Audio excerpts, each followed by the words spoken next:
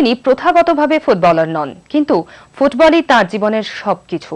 খাওয়া দাওয়া থেকে শুরু করে জামা কাপড় পাল্টানো সবকিছুই তিনি করতে পারেন ফুটবলকে মাথায় রেখে।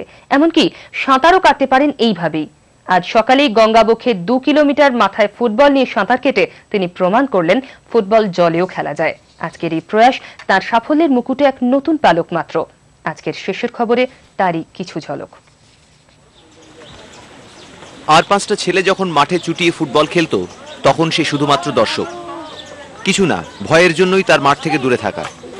আর সেদিন মাঠে চুটিয়ে ফুটবল খেলা ছেলেরা আজ তার গুণমুগ্ধ। সেদিন না খেলা উত্তম আজ ফুটবলকে যেন কথা বলাচ্ছেন। উত্তম এর আগে বল নিয়ে সিঁড়ি দিয়ে ওঠানামা থেকে শুরু করে খাওয়া দাওয়া, পোশাক পরিবর্তনের মতো কাজও করেছেন অবলীলায়। আর আজ সকালে মাথায় ফুটবল নিয়ে গঙ্গাবক্ষে সাঁতার কাটা দেখতে বহু মানুষ ভিড় জমিয়েছিলেন। তারাও উত্তমের সাফল্যে বিস্মিত। কিছু না কিছু নতুন নতুন করার ইচ্ছে আমার মাথায় সবসময় থাকে। তো ফুটবল যেহেতু সঙ্গে জড়িয়ে আছে, ফুটবলকে ভালোবাসি, তো এটাকে নিয়ে অনেক কিছু করছি। তো আপাতত এটা নতুন লেগেছে আমার কাছে। সুইমিং করাটা খুব টাফও মনে হয়েছে। তো আজকে দেখি কতটা কি করতে পারি, বলটাকে কতটা বশ করতে পেরেছি।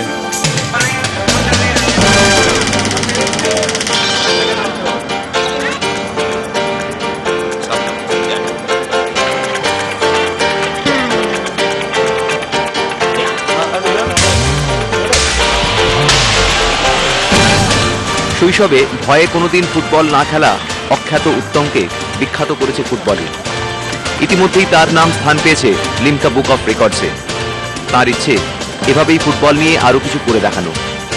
ফুটবল জাগলিং দেখে লোকে আনন্দ পায় ঠিকই, কিন্তু তাতে তো পেট ভরে না। তাই আশা সরকারি সাহায্যে। তবে যতদিন তা না হচ্ছে, ততদিন ফুটবল আঁকড়েই বেঁচে থাকতে চান তিনি। ক্যামেরাম্যান শুভেন্দু চট্টোপাধ্যায়ের সঙ্গে শাশ্বত চট্টোপাধ্যায়, ইটিভি নিউজ, হাওড়া।